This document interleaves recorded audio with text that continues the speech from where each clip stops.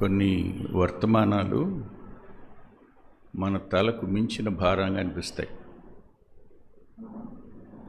మొట్టమొదట్లో చాలా బాగుందనిపిస్తుంది.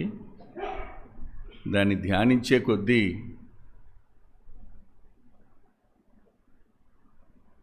మన లోపాలన్నీ బయటపడుతుంటాయి. అంతేకాదు, మాట్లాడడానికి సాహసం చేస్తున్నామేమో అనిపిస్తుంటుంది. కాబట్టి జస్టిఫికేషన్ ఈజ్ సో హార్డ్. చేయలేం, న్యాయం చేయలేం, చాలా కష్టం అవుతుంది. అందున నాలుక అత్యంత ప్రమాదకరమైంది.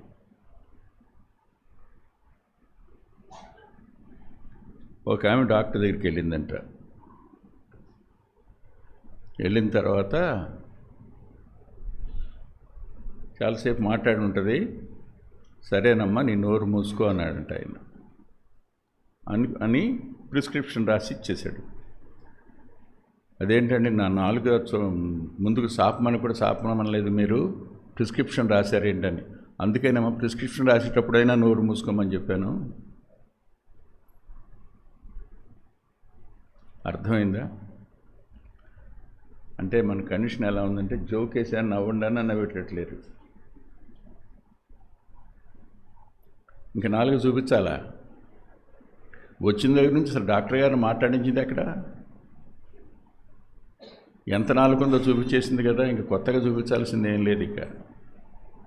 కాబట్టి so many times we are losing our time to defile our character. మన వ్యక్తిత్వాన్ని మలినం చేసుకోవడానికి మన నాలుకను వాడుతుంటాం.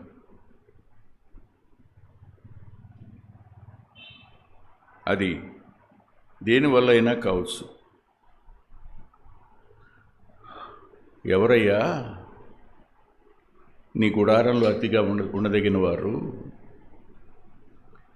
ఎవరయ్యా నీ పరిశుద్ధ పర్వతం మీద నివసింపదగిన వారు అని అంటే ఆయన అంటాడు, హృదయపూర్వకంగా నిజం పలికేవాడే.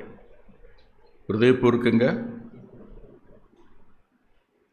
యథార్థమైన ప్రవర్తన కలిగి నీతిని అనుసరిస్తూ హృదయపూర్వకంగా నిజం పలికేవాడే. హృదయపూర్వకముగా నిజం పలకడం అనే పదం అంటే మాటకును హృదయానికి ఏముంది? నాలుకకు హృదయానికి మధ్యలో అద్భుతమైన సంబంధం ఉంది. ప్రభు తన్నోటితో తాను చెప్పారు. మత్తయి సువార్త 12:34లో ఆయన హృదయములో ఉన్నది నోరు మాట్లాడును అన్నారు ప్రభు. హృదయంలో ఉన్నది నోరు మాట్లాడును అని. అంతేకాదు, ఆయనే మరో మాట కూడా హెచ్చరించారు. మత్తయి సువార్తలోనే 12వ అధ్యాయంలో 36, 37 వచనాలు చదువుదాం కొంచెం భయంతో.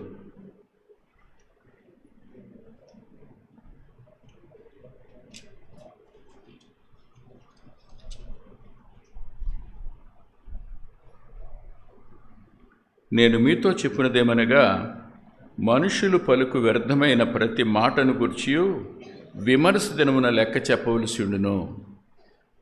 నీ మాటను బట్టి నీతిమంతుడవని తీర్పు పొందుదువు, నీ మాటను బట్టి అపరాధమని తీర్పు పొందుదువు.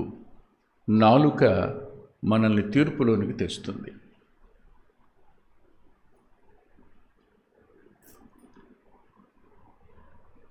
చాలా ఇబ్బందిగా లేదు? అందుకనే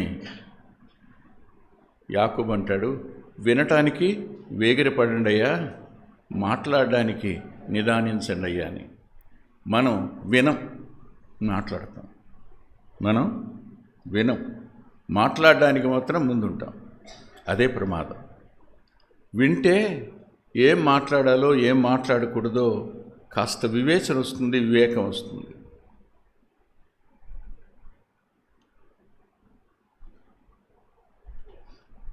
మాట, హృదయం ఈ రెండింటికి ఉన్న సంబంధం చిన్నది కాదు. మిమ్మల్ని భయపెట్టాలని కాదు, కానీ ఓ చోటుకి తీసుకెళ్ళి నేను మీకు కొంచెం వివరించడానికి ప్రయత్నం చేస్తాను. చెప్పానుగా ముందు, నేను జస్టిఫై చేయగలను అనుకుని నిలబడలా. ప్రభు సాయం చేస్తే ఏమైనా చెప్పగలనేమో, అంతే. రెండు వెళదాం. ప్రసంగి గ్రంథం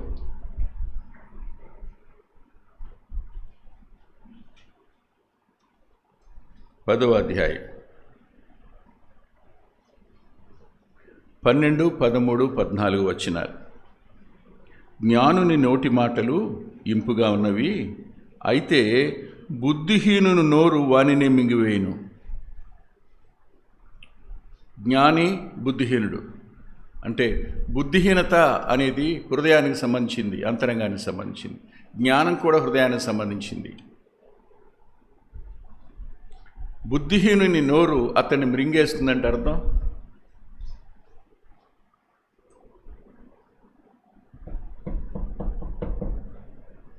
బుద్ధిహీనుని నోరు అతన్ని మృంగివేస్తుందంటే అర్థం, తొందరపడి మాట్లాడేవాడు బుద్ధిహీనుడు. అతని నోటి మాట ఎదటివాని అంతరంగంలో విలువ లేకుండా చేస్తుంది. 2, అతడు తొందరపడి మాట్లాడతాడు కనుక సమాజంలో అతనికి స్థానం ఉండదు. వాక్కును పోతాడు, కాసేపు మాట్లాడుకోండి అంటారు, ఎవడెండో. 3, పరలోకానికి అతను విరోధం అవుతాడు. 4, పాతాళానికి అత్యంత ఇష్టవుతాడు.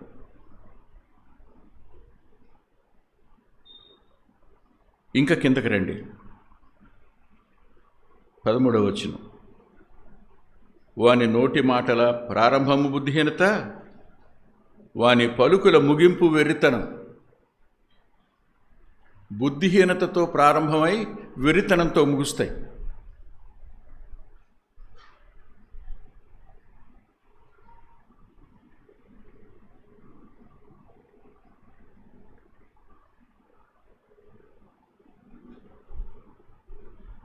అర్థమైనా? ప్రారంభం ఏమిటి? బుద్ధిహీనత అంటే ఫూలిష్నెస్తో స్టార్ట్ అవుతుంది, చివరికి దేంతో ముగుస్తుంది? వెర్రితనం అంటే మైండ్ పాడైపోవడాన్ని ఏమంటాం? పాపం మైండ్ పోయిందంటావా? ఏమంటాం దాన్ని? మీ పరిభాషలో చెప్పండి. దాంతో ముగుస్తుంది. ఎక్కడి నుంచి ఎక్కడికి వెళుతుందో, ఎలా ముగుస్తుందో కూడా అర్థం కాదు అని ఊరుకుంటే బాగుండిపోయేది. 14 వచనం ఏమన్నాడు చూడండి. కలుగబోవునదేదో మనుషులు ఎరగకుండినను బుద్ధిహీనులు విస్తారముగా మాట్లాడుదురు. అది బుద్ధిహీనునికున్న అత్యున్నతమైన క్వాలిఫికేషన్ ఏంటంటే విస్తారంగా మాట్లాడడం. బుద్ధునుడు లిమిట్గా మాట్లాడతాడు, అవసరమైనంత మాట్లాడతాడు. బుద్ధి లేనివాడు మాత్రం మాట్లాడుతూనే ఉంటాడు.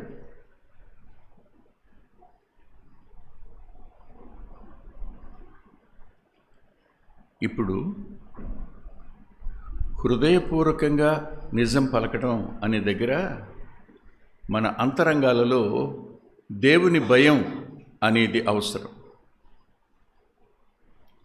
హృదయంలో ఏమేమి ఉండాలి? హృదయంలో ఏముంటే మంచిది అని లేఖనం చెప్తుంది. అవి లేకుండా మాట్లాడితే ఏం జరుగుతుంది? మనం బుద్ధిహీనులు అవుతాం. నేను మీకు 1, 2, 3 మాటలు మాత్రం చూపిస్తాను. ఎఫ్సి పత్రిక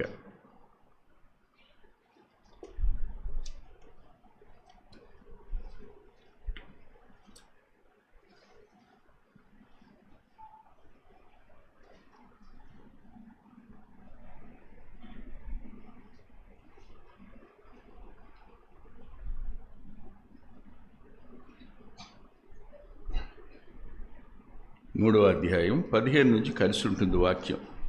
మీ అంతరంగ పురుషుని యందు శక్తి కలిగి ఆయన ఆత్మ వలన బలపరచబడినట్లుగా క్రీస్తు మీ హృదయములో విశ్వాసము ద్వారా నివసించినట్లుగా. క్రీస్తు విశ్వాసము ద్వారా మీ హృదయంలో నివసించినట్లుగా.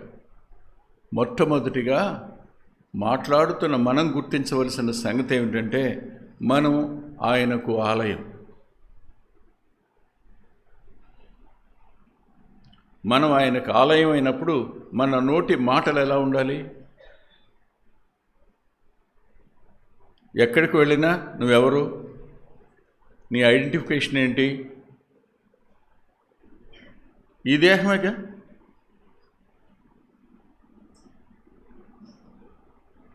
ఈ దేహం ఆయన ఆలయమైనప్పుడు ఆలయంలో నుంచి ఏం రావాలి చెప్పండి.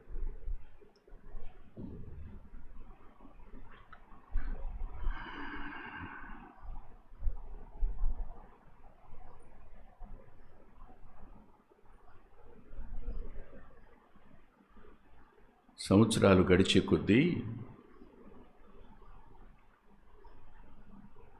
హృదయం ఆయన్ని హృదయ సింహాసనం నుంచి దింపేసి మనం ఆ సింహాసనం మీద కూర్చుని మనం మాట్లాడడం ప్రారంభిస్తాం. ఆయన స్వరంగా మనం ఉండం, మన స్వరంగానే మనం ఉంటాం. ఆయన ఎలా మాట్లాడతాడు ఆలోచించాం. ఆయనైతే ఈ పరిస్థితులు ఎలా ఉంటాడు ఆలోచించు. ఆయనైతే ఏం జవాబు చెప్తాడు ఆలోచించు. మనమే చెప్తాం. ఇప్పుడు చెప్పండి, is it the conversation is from the lord? ఆ సంభాషణ ప్రభువులో నుండే వస్తుందా?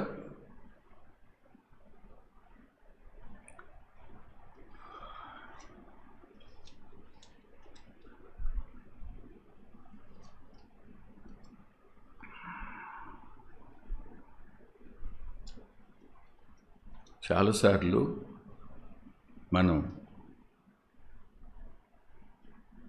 మన ఇష్టానుసారంగా మాట్లాడడానికి అలవాటు పడ్డవాళ్ళం. ప్రభువునకు మనం నివాస స్థలం అనే స్పృహ మనకు లేదు. అది ఉండి ఉంటే మన హృదయాన్ని దేంతో నింపుకుని ఉండేవారం? కొలస్సీ పత్రిక 3వ అధ్యాయం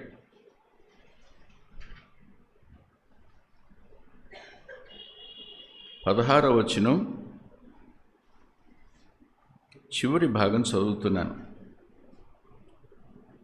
కృపాసహితముగా మీ హృదయములో దేవుని గురించి గానము చేయుచు సమస్త విధములైన జ్ఞానముతో క్రీస్తు వాక్యం మీలో సమృద్ధిగా నివసింపనీయుడి. ఆయన వాక్యంతో మన హృదయాన్ని మనం నింపుకున్న వాళ్ళం కావాలి.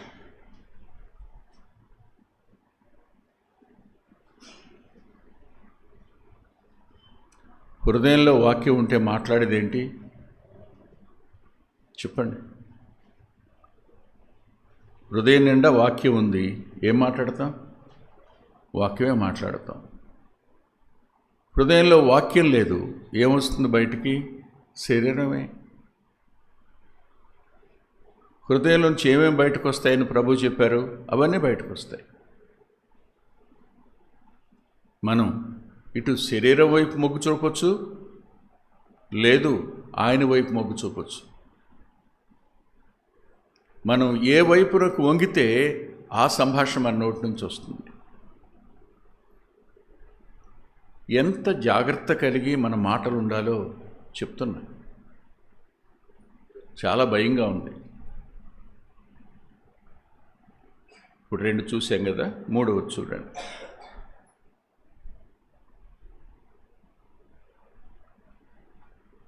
ఇర్మియా గ్రంథం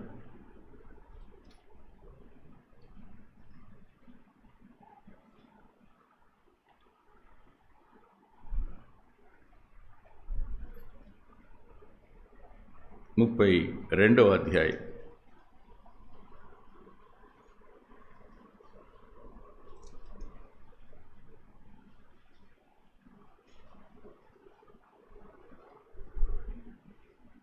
40వ వచనం 2వ భాగం.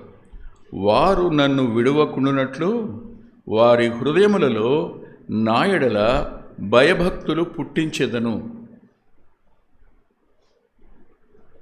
మనం ఆయనకి నివాస స్థలం అనే స్పృహుండి వాక్యం చేత మనం నింపుకుంటే మనకు ఆయన దూరం కాడు, ఆయన సన్నిధి మనకు తోడుగా ఉంటుంది. అప్పుడు మనలోకి ఆయన తానే భయము భక్తి రెండు పంపిస్తాడు. అంటే సంభాషణకు భయం కావలిగా ఉంటుంది, భక్తి మార్గదర్శకం అవుతుంది.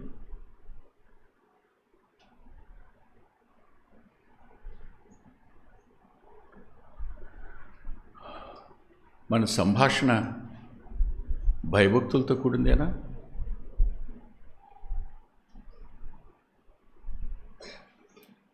ఉదయకాలం మొదలుకొని ఇప్పటి వరకు మాట్లాడిన మాటల్లో తీర్పులోనికి వెళ్ళేవే ఎక్కువ ఉంటాయి, మనల్ని మింగేసే మాటలు ఎక్కువ ఉంటాయి. ఇతరులకు మేలు చేసేది ఏముండదు వాటి వల్ల. నిత్యత్వానికి ఇష్టంగా ఏమీ ఉండదు మన సంభాషణ.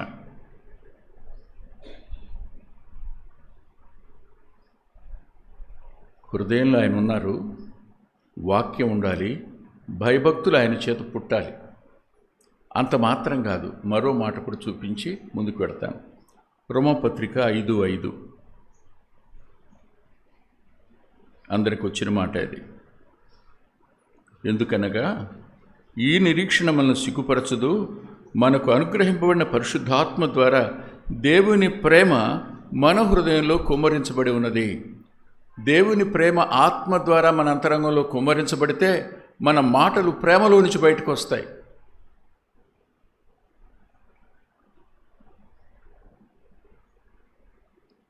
దేవుని ఎరిగిన విశ్వాసి ఎవరి నష్టాన్ని కోరతాడు, ఎవరిని ద్వేషిస్తాడు, ఎవరి మీద పగబెట్టుకుంటాడు, ఎవరిని శత్రువుగా భావిస్తాడు?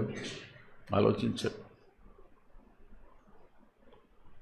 ఇవాళ ఉంటారు, రేపు ఉండరు, ఇవాళ ఉంటాం, రేపు ఉండవు. ఈ పగలు, ద్వేషాలు, శత్రుత్వాలు ఎంతకాలం ఉంటాయి? ఇంకా వాళ్ళ ఎడల ప్రేమ చూపటం ఎందుకని? ఇంకా సహించడానికి కారణం ఏంటి? ఇంకా ఓర్చుకోవడానికి గల కారణం ఏంటి? ప్రేమ ఒకటే కదా. నీ హృదయంలో ప్రభు సింహాసనాసీనుడై ఉంటే, నీ హృదయం వాక్యం చేత నింపబడితే, నీ హృదయం దేవుని అందలి భయము భక్తి చేత నిండి ఉంటే, ఆయన పుట్టించి ఉంటే, నీ హృదయంలో ప్రేమ నింపబడితే నీ సంభాషణ ఎలా ఉంటుంది చెప్పు. సత్యానికి విరోధంగా ఉంటుందా? నిజానికి భిన్నంగా ఉంటుందా? ఉండదుగా. హృదయపూర్వకంగా నిజం పలికేవాడు, హృదయపూర్వకంగా. సామెతల గ్రంథకర్త ఓ అద్భుతమైన స్టేట్మెంట్ ఇచ్చాడు, చూడండి. పరిశుద్ధాత్మదేవుడు అనుకోండి, ఆయనతో రాయించింది. 14వ అధ్యాయం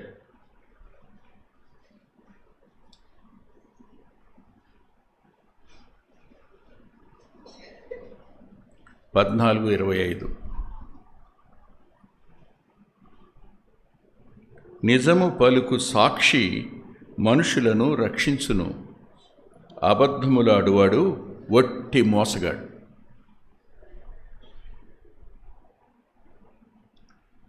హృదయపూర్వకంగా నిజం పలకడం అనేది ఇతరులు రక్షించబడడానికి కారణం అవుతుంది. నువ్వు క్రీస్తు సాక్షి అవుతావు, నువ్వు సత్యానికి సాక్షి అవుతావు. నిజం పలకడం అనేది హృదయపూర్వకంగా ఉండాలి. పలికే ప్రతి మాట వెనక ద్వేషం ఉంటే, పలికే ప్రతి మాట వెనక కపటం ఉంటే, పలికే ప్రతి మాట వెనక అసూయ ఉంటే, పలికే ప్రతి మాట వెనక వేషధారణ ఉంటే,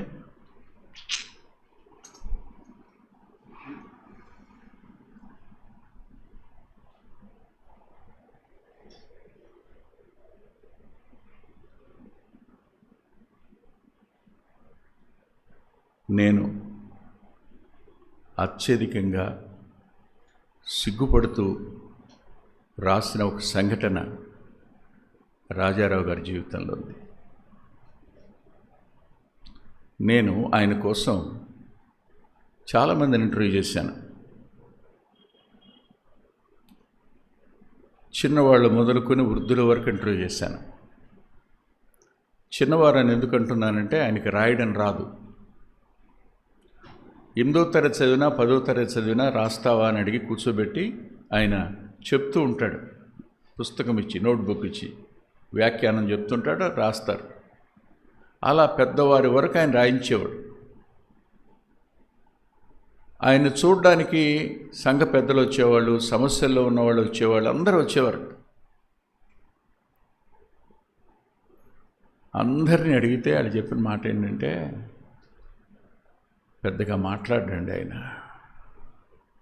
మనం చెప్పేవన్నీ విని ప్రార్థన చేద్దామయ్యా, ప్రార్థన చేసి దేవుడికి అప్పగిద్దాం, దేవుడు చూసుకుంటాడులే, దేవుడు చేస్తాడయ్యా, వెళ్ళండి అంతే. బా,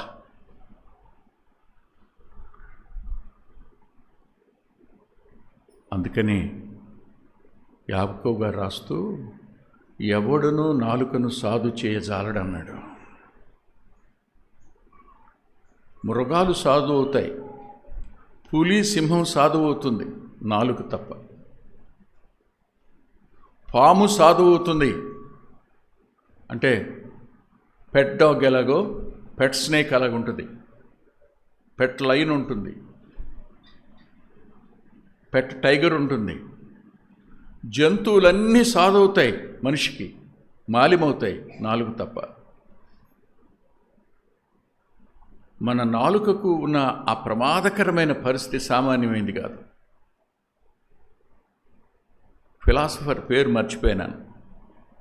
ఆయన తన స్నేహితులందరినీ భోజనాన్ని పిలిచాట, రమ్మని పిలిచి, ఒక పనివాడిని పిలిచి అన్న అంటారే, ఇవాళ మా వాళ్ళందరూ వస్తారు, వేదాంతి కదా, వేదాంతులకు అభిమానులు ఎక్కువ ఉంటారు. అంటే వేదాంతం అంటే కాదు, వేదాంతం అన్నదండి, ఫిలాసఫీ అంటే తత్వవేత్తలు. వాళ్ళు తత్వం చెప్తూ ఉంటారనమాట. అది అద్భుతంగా ఉంటుందిలే. నేను సోక్రటీస్ ఒక తత్వవేత్త, అలాంటి వాళ్ళు పిలిచి, రే, మనం కూర వండుకునే జంతువులన్నింటిలో బెస్ట్ పార్ట్ నువ్వు పట్టురావాలి, అవి పెడదాం అన్నాడు.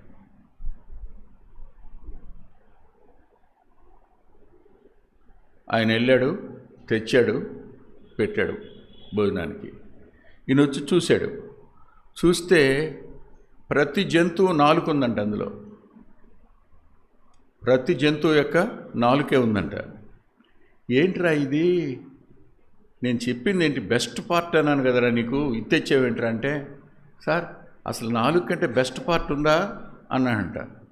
నీతో చస్తున్నానరా బాబు అని పంపించేసి ఎన్ని తీయించేసి ఇంకోడిని పిలిచానంటారే, ద వరస్ట్ పార్ట్ పట్టురా పోరా అన్నాడంట. అంటే ఏ మూలుగో ఏ కాళ్ళలో తెస్తాడని ఆడు నాలుకే తెచ్చాడంట. ఏంట్రా అంటే, ఇంతకంటే వరస్టే ఉందండి అని అంటాడు. మొదటోడు దీంతోనే ఆరాధిస్తాం మనం అన్నాడు, రెండోవాడు దీంతోనే మనుషులు నాశనం చేస్తాం కదా అన్నాడు. మన చేతుల్లోనే ద బెస్ట్ ఆర్ వర్స్ట్.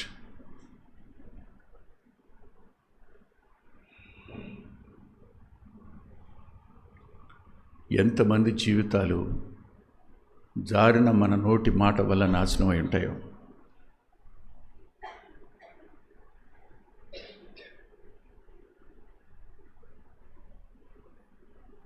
ఎంతమంది సాక్ష్యాలు మన నోటి మాట వల్ల హత్యయిపోయి ఉంటాయో.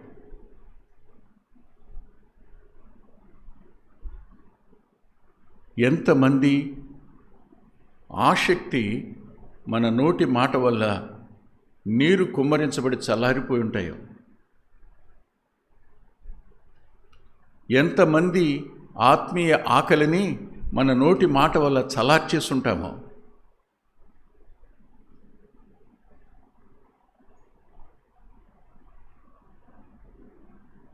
హైదరాబాద్లో నాకు కజిన్ ఉంది. ఆ అక్క భర్త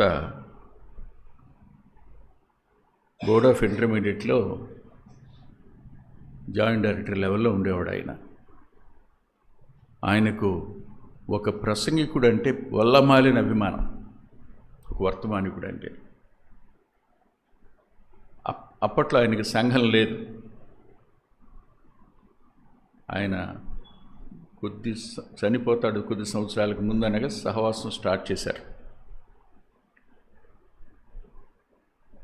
ఓ రోజున ఆయన చూడాలనిపించింది.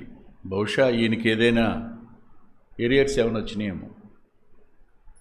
ఎప్పుడు ఆయన దగ్గరికి వెళ్ళాలా, ఆయన చూడలా. ఆయన ఇంటికి వెళ్ళాడు. ఇంటికి వెళ్ళి బయట నిలబడ్డాడంట. లోపలికి వెళ్ళాలి. లోపల నుంచి ఆయన మాటలు వినపడుతున్నాయి. కోడల్ని బండబూతులు తిడుతున్నాడు. అక్కడే నిలబడి ఆకాశం వైపు చూసి, ఏంటి ప్రభువా, ఇంత అభిమానం నేను ఇతని మీద పెంచుకున్నానా? కోడల్ని ఇన్ని దుర్భాషలు ఆడుతున్నాడు ఇతను. ఏడ్చుకుంటూ ఇంటికి వచ్చేసానని చెప్పాడు ఆయన.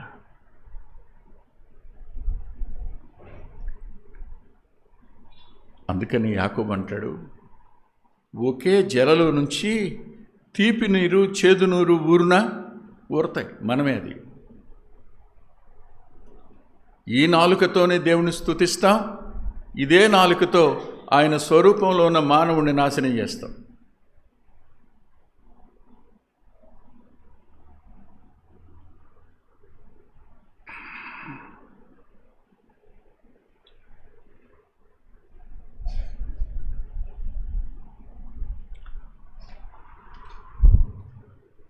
జటిలమైపోతుంది కదా వాక్యం, కఠినమైపోతున్నట్టుంది కదా. అందుకే చెప్పాను కష్టమేనని.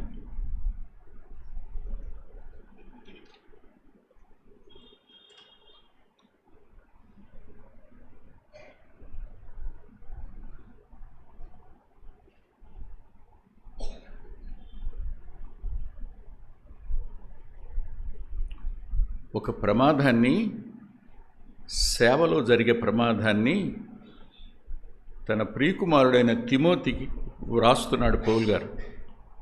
మొదటి పత్రిక,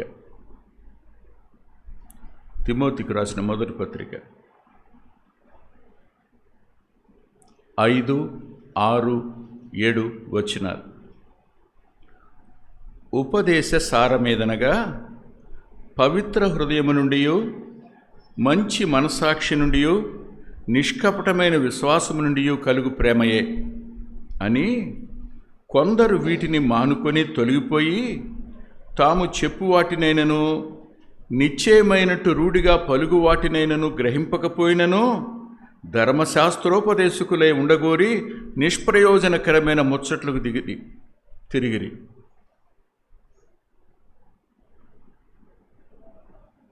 ఈ తరంలో జరుగుతుంది ఇది.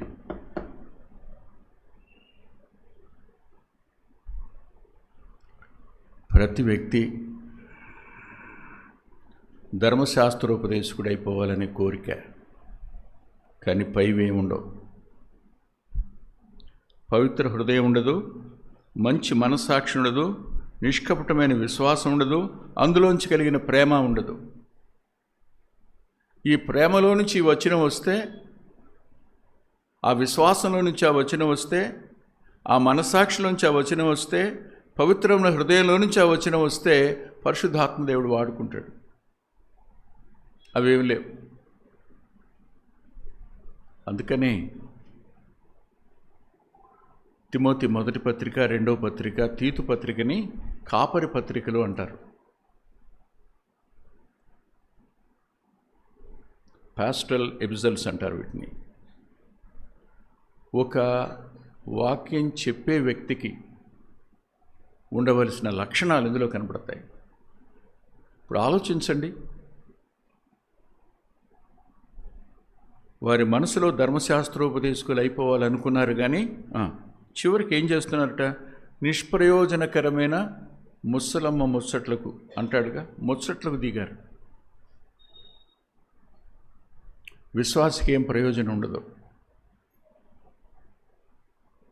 వీళ్ళ వల్ల అవిశ్వాసికి ప్రయోజనం కలగదు, విశ్వాసలోకి రాలేడు.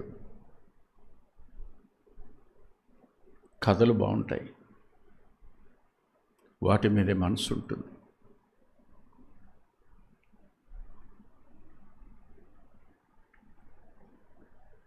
ఒక జరిగిన సంఘటన రాజుల గ్రంథంలో రాయబడింది. సహజంగా ఎప్పుడో కానీ ఆ భాగాన్ని ముట్టుకోం. కృపాంజలి అనే పుస్తకంలో ఆ సంఘటన గురించి రాసినట్టు గుర్తుంది ఒక వ్యాసం నాకు. 13వ అధ్యాయం.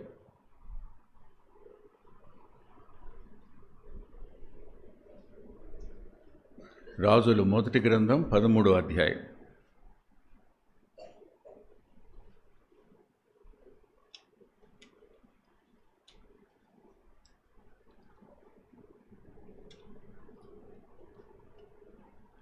ఒకటి నుండి 32 వచనాలు. ఇది భ్రష్టత్వం సంభవించిన సమయాన్న పిలువబడిన యాజకులు చేయవలసిన పని పిలువబడని యాజకుడు కానీ ఒక రాజు చేస్తే తీర్పు ప్రకటించడానికి ఓ వ్యక్తిని దేవుడు పిలిచాడు.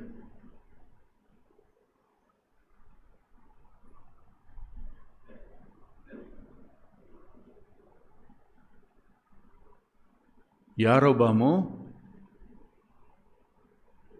బలిపీఠం మీద బలి అర్పించబోతున్నప్పుడు ఒక దైవజనుడు దేవుని చేత సెలవుంది యోధా దేశం నుండి బేతేలుకు వచ్చాడు. వచ్చినవాడు బలిపీఠంతో అన్నాడు, బలిపీఠమా బలిపీఠమా, యెహోవా సెలవిచ్చినదేమనగా, దావీదు సంతతిలో యోషియా అన్న ఒక శిశువు పుట్టును, నీ మీద ధూపం వేసి ఉన్నత స్థలము యొక్క యాజకులను అతడు నీ మీద అర్పించును, అతడు మనుషుల శల్యములను నీ మీద దహనము చేయను, ఈ బలిపీఠము బద్దలైపోయి దాని మీద నన్ను బుగ్గి ఒలిగిపోవుటకు యెహోవా ఇచ్చు సూచన అని చెప్పి ఆ దినము నా ప్రవక్త సూచన ఒకటి ఇచ్చాను. బేతేలు నందున్న బలిపీఠమును గురించి ఆ దైవజనుడు ప్రకటించిన మాట రాజైన యారోబాము విని బలిపీఠము నుండి తన చెయ్యి చాపి వానిని పట్టుకొనుమని చెప్పగా అతడు చాపిన చెయ్యి ఎండిపోయి దాన్ని వెనక్కి తీసుకున్నట్టు శక్తి లేకపోయింది. బలిపీఠం దగ్గరికి యారోబాము వచ్చాడు. ఆ దైవజనుడు వచ్చి నిలబడ్డాడు. చాలా కొద్ది మందికి మాత్రమే దైవజనుడు అనే పదం వాడారు. కొత్త నిబంధనలో తిమోతికి వాడతాడు పౌలు గారు, ఇంకెవరికి వాడినట్టు కనపడదు. నిలబడి బలిపీఠం ముందు ఈ మాట చెప్పగానే అతన్ని పట్టుకోవడానికి చేయి చాపాడట. చేయి ఎండిపోయింది. ఎండిపోయినప్పుడు బలిపీఠం బద్దలైపోయింది, బుగ్గి దాని మీద చొలిగిపోయింది.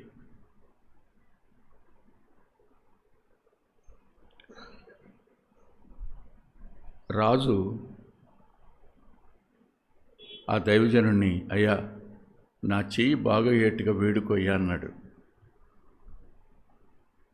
ఈ దైవజనుడు దేవుని మాట చెప్పినట్టు చెప్పాడంతే, హృదయపూర్వకంగా నిజం పలికాడు.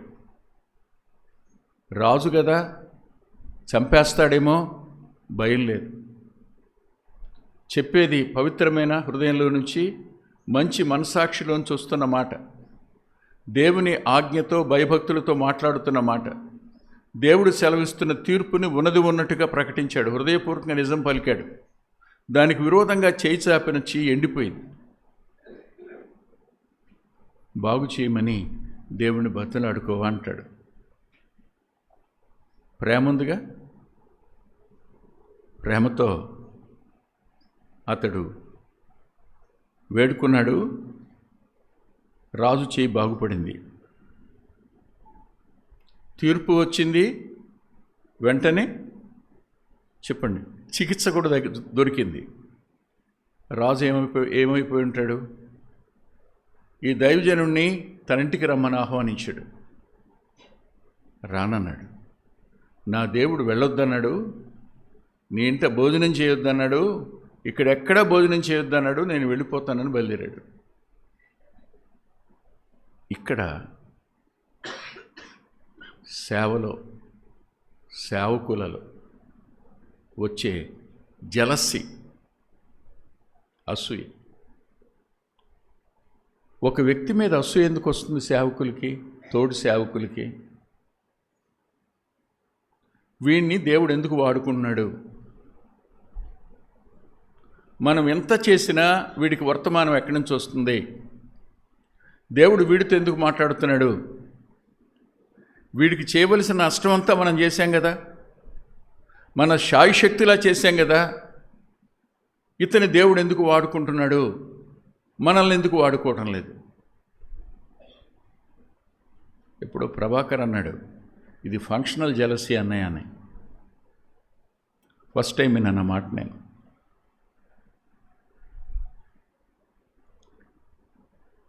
నేను చేసే పని, అతను చేసే పని ఒకటే, కానీ నన్ను వాడుకోకుండా అతను ఎందుకు వాడుకున్నాడు?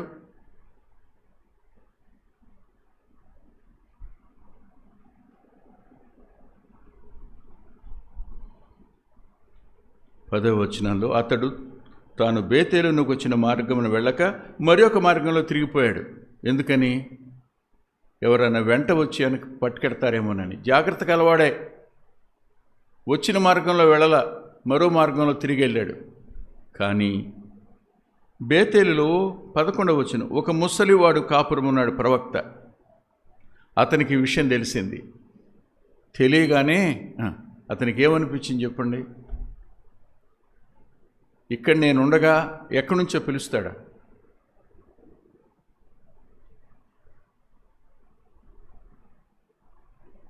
యోధా దేశం నుంచి పిలుస్తాడు దేవుడు.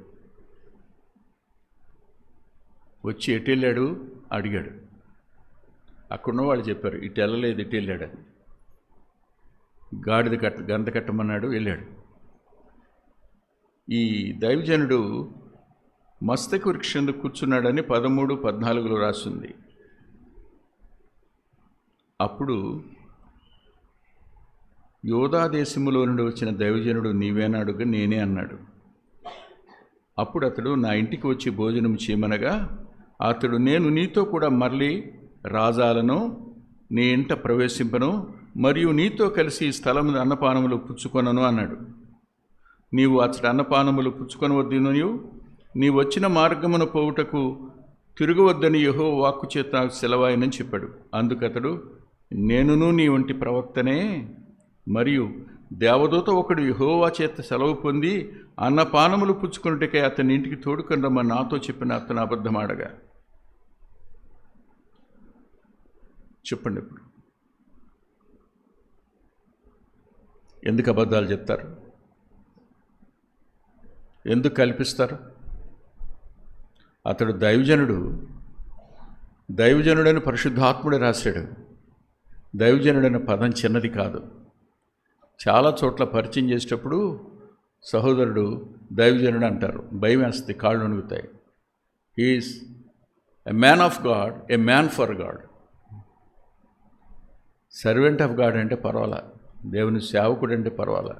దైవజనుడు అంటే మాత్రం భయం, ఆ పదానికి తగనని. కానీ ఇతడు తగినవాడు. హృదయపూర్వకంగా దేవుడు చెప్పిన నిజం పలికినవాడు. శాపం వచ్చిన తరువాత అలాంటి వాళ్ళ మీద కనికరపడి ప్రార్థించి బాగు చేయడానికి సాధనమైనవాడు. ఎవరైనా తన వెంటపడి భోజనానికి పిలుస్తారేమో అని వేరే దారిని వెళ్ళిపోయినవాడు. కానీ వెనక వచ్చాడు అతను. వచ్చినవాడు, నన్ను దేవుడే పంపాడు, దేవదూతతో చెప్పాడు నా దగ్గరికి వచ్చి భోజనం చేయమని. దేవుడు చెప్తే వచ్చానయ్యా అన్నాడు. ఏం చేస్తాం? నమ్ముతాంగా. నమ్మాడు. అన్నం తినటం ముగికి ముందే అన్నాడు, నువ్వు దేవుడు చెప్పిన మాట వినలేదు కాబట్టి దారిలో నిన్ను సింహం చంపుతుంది అన్నాడు. చెప్పండి, ఇంత కపటం ఉంటుందా ఈ ప్రవక్త అంతరంగంలో ఉన్నదేమిటి చెప్పండి? సేవాపరమైన అసూయ, సేవాపరమైన ద్వేషం. కొంతమందికి మనం ఎవరో తెలీదు, ఎవరైనా మాట్లాడితే అమ్మో వాడా అంటారు. అసలు మనం వాళ్ళని చూసుకోవడం ఉండవు, ఆశ్చర్యం అవుతుంది అంతే. కారణం ఒకటే, ఎందుకు ఇతన్ని ప్రజలు ప్రేమిస్తారు, ఎందుకు ఇతని దేవుడు ప్రేమిస్తున్నాడు, ఎందుకు ఇతని దేవుడు వాడుకుంటున్నాడు, తన ఆత్మచేత ఎందుకు నింపుతున్నాడు, బలపరిచి సంఘక్షేమం కోసం, విశ్వాసుల ప్రయోజనం కోసం, సేవకుల ప్రయోజనం కోసం ఇతను ఎందుకు వాడుకుంటున్నాడు, కుటుంబాల ప్రయోజనం కోసం ఎందుకు వాడుకుంటున్నాడు. కాబట్టి కుటుంబం దగ్గర ఇతను దెబ్బ కొడదాం, ఇతని పని దగ్గర ఇతని దెబ్బ కొడదాం. ఇతడు హృదయపూర్వకంగా నిజం పలికాడా? హృదయపూర్వకంగా నిజం పలుకుతున్న దైవజనుడి నాశనానికి ఎంతటి ఎత్తుగడిది. అతను బయలుదేరి వస్తూ ఉండగా సింహం వచ్చింది, చంపేసింది.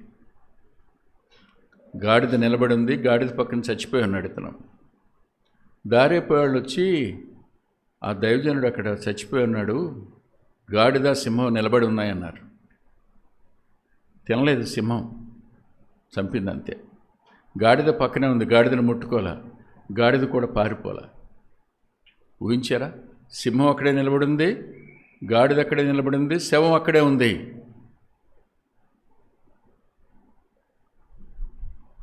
మోసపోవడానికి ఎవరు కారణం? నమ్మించినవాడేగా. నమ్మించిన వాడైనా నష్టపోయేది ఎవరు? నమ్మిన వారేగా.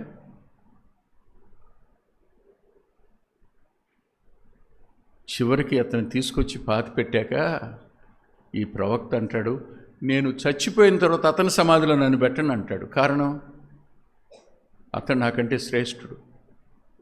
రేపొద్దున అతను ప్రకటించాడే యోషియా అనే వ్యక్తి వస్తాడని, అతడు తన సమాధిని ముట్టుకోడు, అప్పుడు నన్ను కూడా ముట్టుకోడు, నా ఎముకలు కూడా తీసుకెళ్ళి కాల్చి బూడిద చేసి చల్లడు. భవిష్యత్తు కూడా కపటాన్ని ఆధారం చేసుకునేటువంటి వ్యక్తులు నేటికి ఉన్నారు. మీరే ఆలోచించిన ఒకసారి, ఈ నాలుకతో మనం ఎంత జాగ్రత్తగా ఉండాలి. ఒక శ్రేష్టమైన వ్యక్తి, దైవజనుడు అయినవాడు, అతని మరణానికి ఇతడు కారణమయ్యాడు. అతని చావుకు ఇతను ఉపాయం ఆలోచించాడు.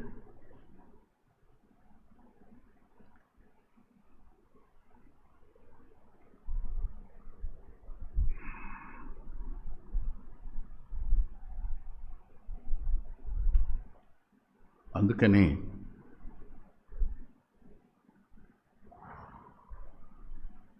పేతురు గారు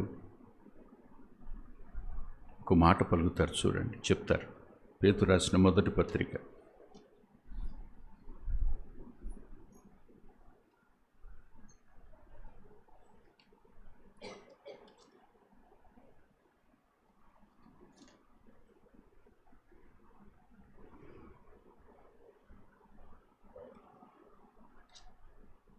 3వ అధ్యాయం 10వ వచనం. జీవమును ప్రేమించి మంచి దినములు చూడగోరువాడు చెడ్డదాన్ని పలకకుండా తన నాలుకను, కపటపు మాటలు చెప్పకుండా తన పెదవులను కాచుకొనవలెను.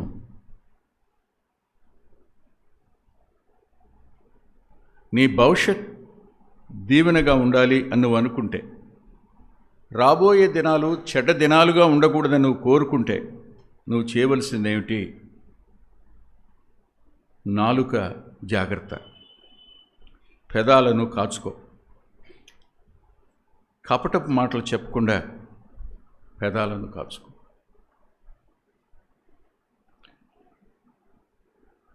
నాలుక నీ స్వాధీనంలో ఉంటే సర్వావయవాలు నీ స్వాధీనంలో ఉంటాయి. నెంబర్ 1. నాలుక నీ స్వాధీనంలో ఉంటే భవిష్యత్ దినాలు కూడా నీ స్వాధీనంలో ఉంటాయి. దేవుని స్వాధీనానికి అప్పగించుకున్నవాడు అవుతావు. ఆలోచించండి ఒకసారి. ఈ మాటలు చాలా బరువుగా ఉన్నాయి.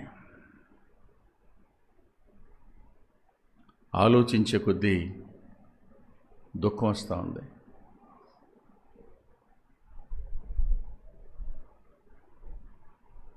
దేవుని సన్నిధిలో పాటలు పాడే మనం, ఆరాధించే మనం, వాక్యం ప్రకటించే మనం, సువార్త చెప్పే మనం, మన నోరు ఇంటిలోనూ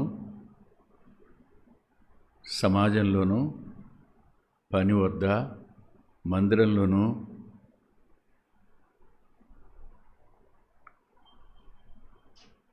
జాగ్రత్తగానే ఉంటుందా? నిష్కపటంగానే ఉంటుందా? నిర్దోషంగానే ఉందా?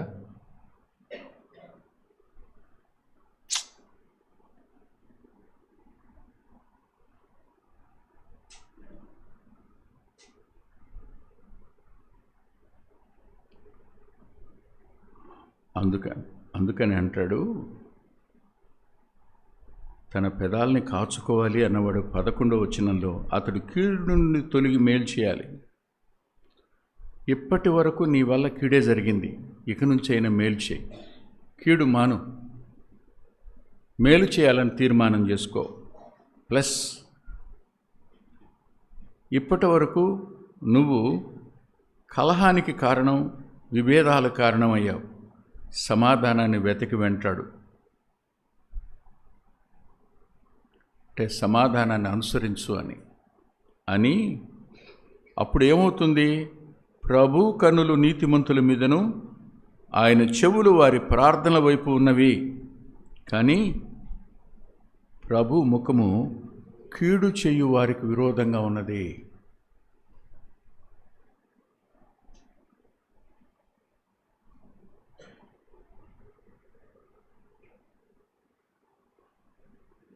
ఇక్కడ కూర్చున్న మనం ఇతరులకు ఎంత కీడు చేసుకుంటాం ఒకసారి ఆలోచించండి. మన వల్ల మేలు జరిగిందా, కీడు జరిగిందా? దేవుడు మనల్ని చూస్తున్నాడు. మన కార్యాలన్నీ ఆయన కళ్ళ ముందే. ఆయన కనపడని సృష్టం ఏది లేదు, ఆయనకి దాగగలిగిన చోటు ఏది లేదు. అన్నిటినీ, అన్ని సమయాలను చూస్తున్న దేవుడు ఆయన. అలా ఉన్నప్పుడు దేవుడు మనకు విముఖుడైతే మన మాట వల్ల, దేవుడు విముఖుడైతే మన ఆలోచన, మన పన్నాగం వల్ల, కీడు చేయడం వల్ల, మన కోసం ప్రాణం పెట్టి తాను స్నేహితుడిని నిరూపించుకున్నాడు. స్నేహితుని కోసం ప్రాణం పెట్టేవాడి కంటే ఇంకోడు లేడని చెప్పాడు 15 యోహాను సువార్తలో. అది మనకు కనపడుతుంది ఆయన స్నేహం. కానీ మనం ఆయనకు స్నేహితులంగా ప్రవర్తించడంలా, స్నేహితులంగా సంభాషించడంలా, స్నేహితులుగా మన హృదయం లేదు, స్నేహితులంగా మన క్రియలు లేవు, స్నేహితులుగా మన ఆలోచన లేదు. ఎలా పాలు పువ్వులు పొందుతామని చెప్పండి. ప్రభువా, నా నాలుక విషయంలో నేను జాగరూకుడై ఉండడానికి నీ పాదాల దగ్గరికి వస్తున్నాను. ఇష్టం వచ్చినవి తినకుండా ఉండడానికి నీ గొంతు కత్తి పెట్టుకోమన్నావు. అంతేకాదు, నీ నోటికి కళ్ళెం పెట్టుకో అన్నావు మాట దగ్గర. నా నోటికి కళ్ళెం కాదు ప్రభువా, కత్తి అవసరమయ్యేటట్టుంది ఈ రోజున.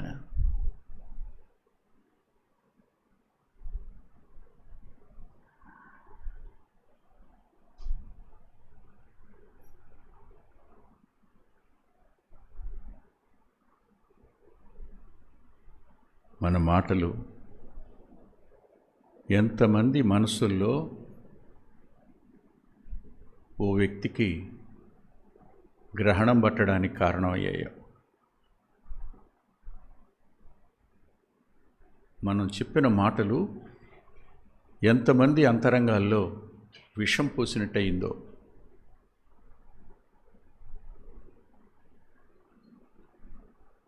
మాట్లాడకుండా చెప్పకుండా ఉండలేని తత్వం. అవును, ఎప్పుడు గుర్తొస్తుంటుంది నాకు, వ్యభిచరించేవాడి అపఖ్యాతి ఎప్పటికీ నిలిచి ఉంటుంది ఒకటి, పరుని గుట్టు బయటపెట్టు అనే అపఖ్యాతి ఎప్పటికీ నిలిచి ఉంటుంది. రెండు ఒకటే సమానం త్రాసులో చూస్తే.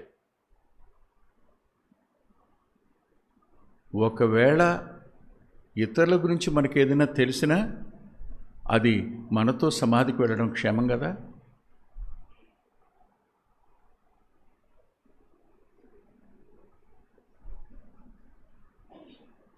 తిరిగి 15వ కీర్తన దగ్గరికి వద్దాం రండి.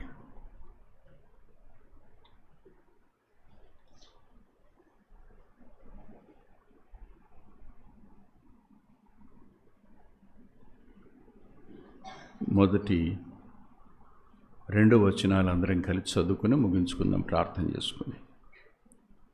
హృదయపూర్వకంగా పలుకుదాం, మాట్లాడదాం. ప్రభుతో మొదటిది ప్రార్థన, రెండవది జవాబు. యెహోవా, నీ గుడారంలో అతిథిగా ఉండదగిన వాడెవడు? నీ పరిశుద్ధ పర్వతం మీద నివసింపదగిన వాడెవడు? యథార్థమైన ప్రవర్తన కలిగి నీతిని అనుసరించుచు హృదయపూర్వకముగా నిజము పలుకువాడే.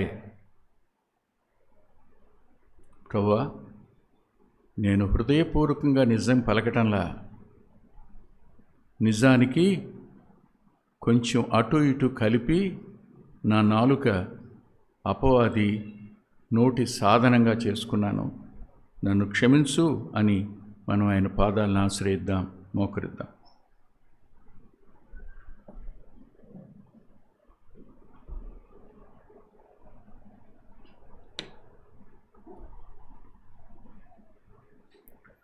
దయగలిగిన మా గొప్ప తండ్రి, కృప కలిగిన మా దేవ,